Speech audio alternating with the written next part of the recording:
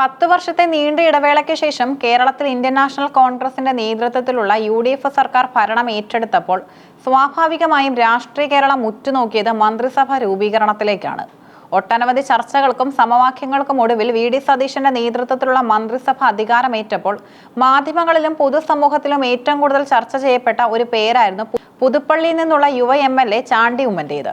മുൻ മുഖ്യമന്ത്രി ഉമ്മൻചാണ്ടിയുടെ പിൻഗാമിയായി റെക്കോർഡ് ഭൂരിപക്ഷത്തോടെ നിയമസഭയിലെത്തിയ ചാണ്ടി ഉമ്മൻ പുതിയ മന്ത്രിസഭയിൽ ഉണ്ടാകുമെന്ന തരത്തിൽ വലിയ തോതിലുള്ള പ്രചാരണങ്ങളാണ് നടന്നത്.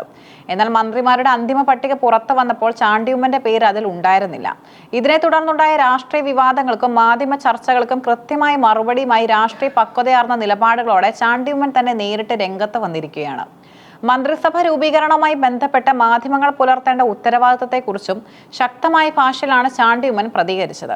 കോൺഗ്രസിന്റെ സമുന്നത നേതാവും മുൻ കേന്ദ്രമന്ത്രിയുമായ AK ആന്റണിയെ അദ്ദേഹത്തിന്റെ വസതിയിൽ സന്ദർശിച്ച ശേഷമാണ് ചാണ്ടി ഉമ്മൻ മാധ്യമങ്ങൾക്ക് മുന്നിൽ തന്റെ നിലപാട് വ്യക്തമാക്കിയത്. മന്ത്രിസ്ഥാനത്തേക്ക് തുടക്കം മുതൽ തന്നെ തന്റെ പേര് പാർട്ടി തലത്തിൽ ഒരിടത്തും നിർദ്ദേശിക്കപ്പെട്ടിട്ടില്ല എന്ന് അദ്ദേഹം വെളിപ്പെടുത്തി. മാധ്യമങ്ങൾ തങ്ങളുടേതായ താല്പര്യപ്രകാരം ചമച്ചുണ്ടാക്കിയ ഒരു ലിസ്റ്റായിരുന്നു അതെന്നും അദ്ദേഹം കുറ്റപ്പെടുത്തി. തുടക്കം മുതൽ തന്നെ മന്ത്രിമാരുടെ ഔദ്യോഗിക പട്ടികയിൽ എന്റെ പേര് ഉണ്ടായിരുന്നില്ല. അത് മാധ്യമങ്ങൾ സ്വന്തം നിലയ്ക്ക് സൃഷ്ടിച്ചെടുത്ത ഒന്നാണ്. നിങ്ങൾ തന്നെ ആദ്യം 7 പേരുടെ ഒരു ലിസ്റ്റ് പുറത്തുവിട്ടു. പിന്നീട് അതിൽ നിന്ന് ഒരൊറ്റ പേര് മാത്രം അപ്രതീക്ഷിതമായി. അതെങ്ങനെയാണ് സംഭവിച്ചതെന്നും ആരുടെ താല്പര്യപ്രകാരമായിരുന്നു ആ ലിസ്റ്റ് നിർമ്മിച്ചതെന്നും മാധ്യമങ്ങൾ തന്നെയാണ് സ്വയം പരിശോധിക്കേണ്ടത്.